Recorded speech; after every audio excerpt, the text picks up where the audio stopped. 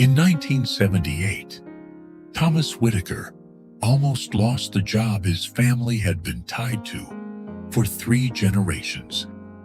His name was on the layoff list. Then it was crossed out. Not because he was outstanding, not because he was irreplaceable, but because his grandfather, father, and uncle had helped build that factory from its earliest days. They kept him, but they cut his salary. And in that humiliating moment, something inside him broke. And at the very moment, something also began. The steel factory in Millhaven had existed longer than many of the men who worked inside it. Thomas's grandfather had poured the first layers of concrete in 1924. His father worked the blast furnace for 38 years. His uncle lost 2 fingers to a press machine, but returned to work the very next day. Thomas was 42 years old that year, and he hated walking through the factory gates every morning. But he never said it out loud. In Millhaven, you didn't hate the factory. The factory fed you. The factory paid the mortgage. The factory bought your son's baseball glove. The factory was loyalty. The factory was identity. But every night, when the family was asleep, Thomas sat at the kitchen table sketching wooden furniture designs. He loved the smell of wood. He loved the way a rough piece of timber could become smooth under patient hands. He once dreamed of opening a small woodworking shop, but he never dared to say it. In 1978, orders declined. Rumors of layoffs spread. One Monday morning, he was called into the office. He saw the list. His name was third from the bottom. His heart dropped. Then the supervisor said, "There was discussion about you. Your father and uncle devoted their lives here. The board believes keeping you is the right thing to do." His name was crossed out. He was kept, but his salary was cut by 20%. You're lucky. Lucky.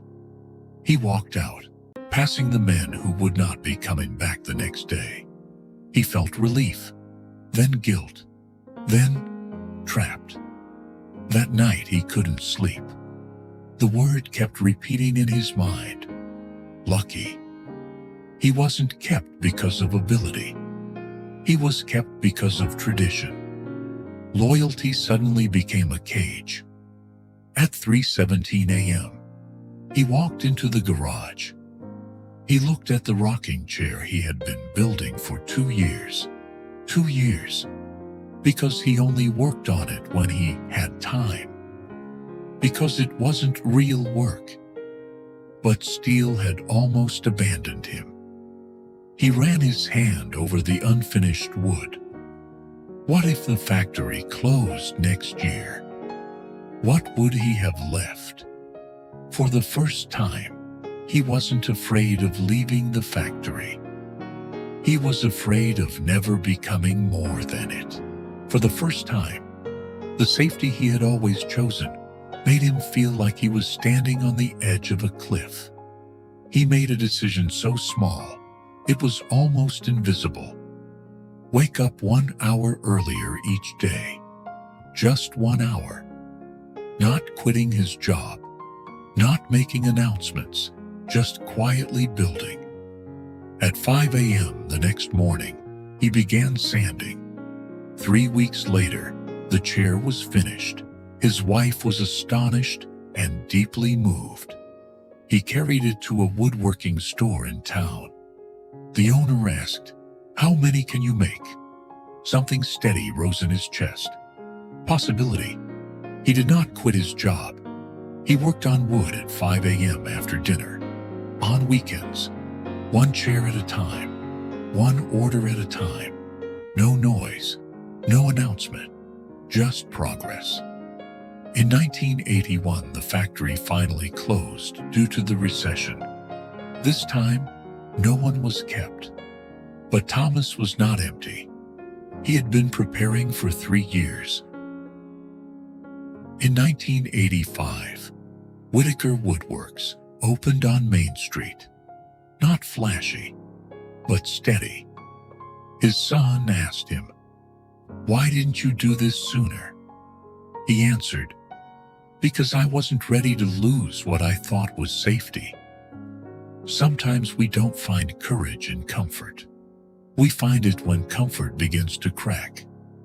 My friend, choosing safety is not weakness.